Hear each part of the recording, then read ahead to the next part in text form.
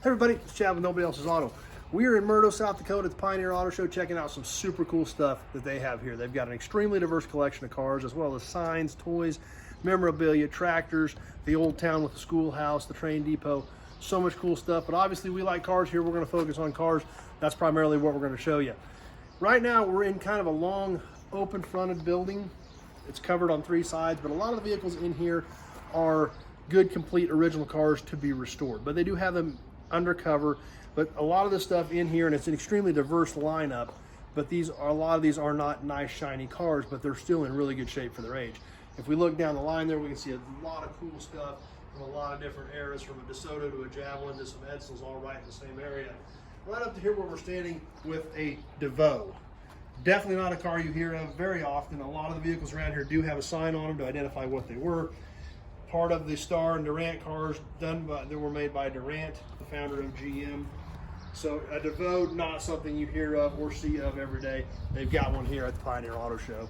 Next up, the iconic AMC Pacer. Like I said, diversity, tons of diversity is what makes this collection so great and so cool.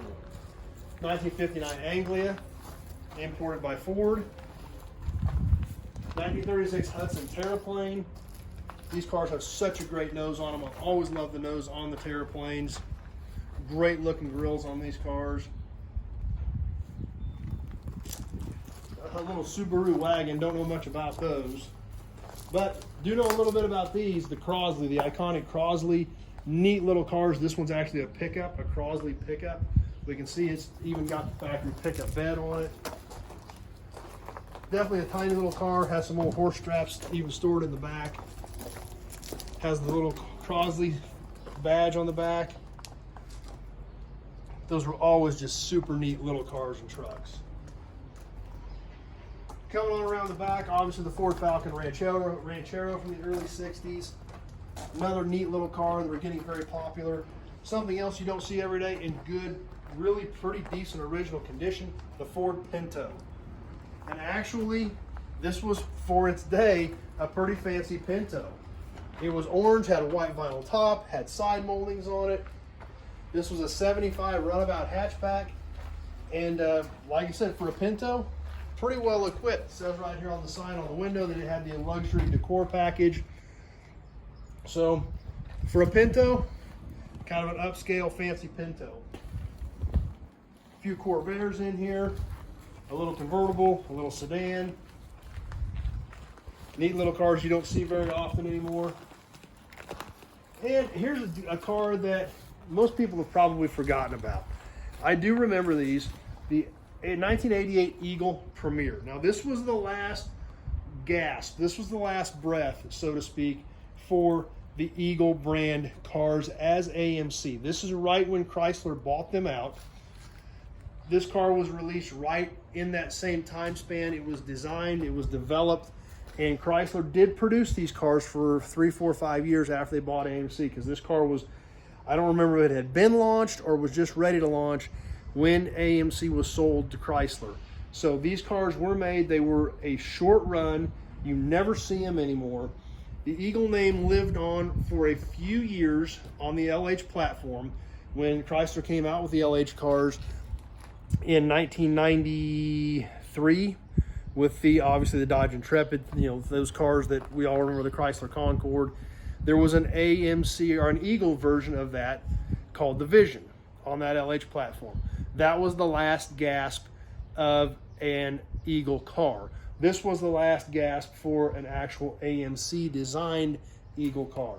So a lot of people would look at this car and say, what's that doing in there? It's not that important. Well, actually it is. It's kind of an iconic piece of history that I think years from now we're going to look back on.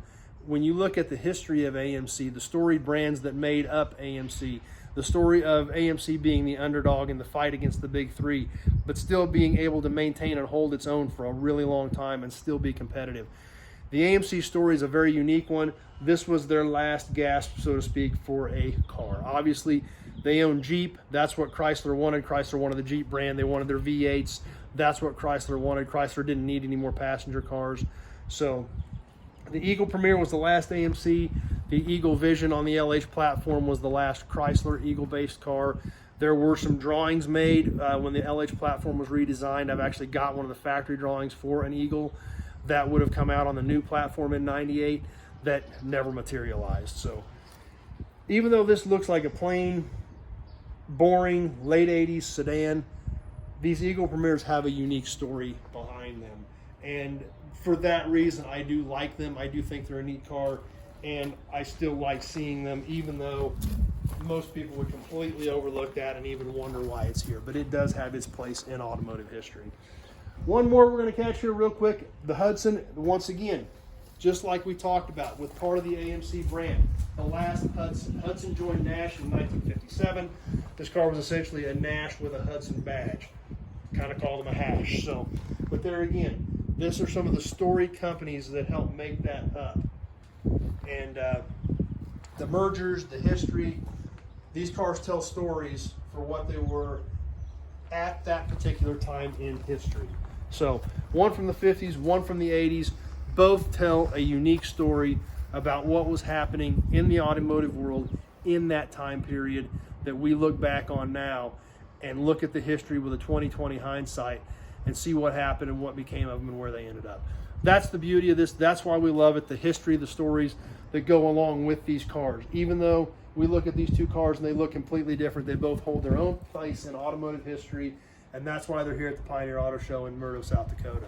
So obviously, so many cool things here. We've still got a ton more even in this row that we don't have time to bring you, but obviously a lot of cool stuff. Definitely worth checking it out. If you're anywhere near the area, if you're planning a vacation, you're going to go to Sturgis, you're going to go to Mount Rushmore, any of that stuff, be sure. Murdo, South Dakota, it's right on I-90. You definitely want to check it out. They've got a great collection here. You don't want to miss it. Thanks for watching, everybody. We're going to bring you some more content from here soon. Stay tuned. Check out more cool videos and more of the cool stuff we've got coming from the Pioneer Auto Show. Thanks for watching, everybody.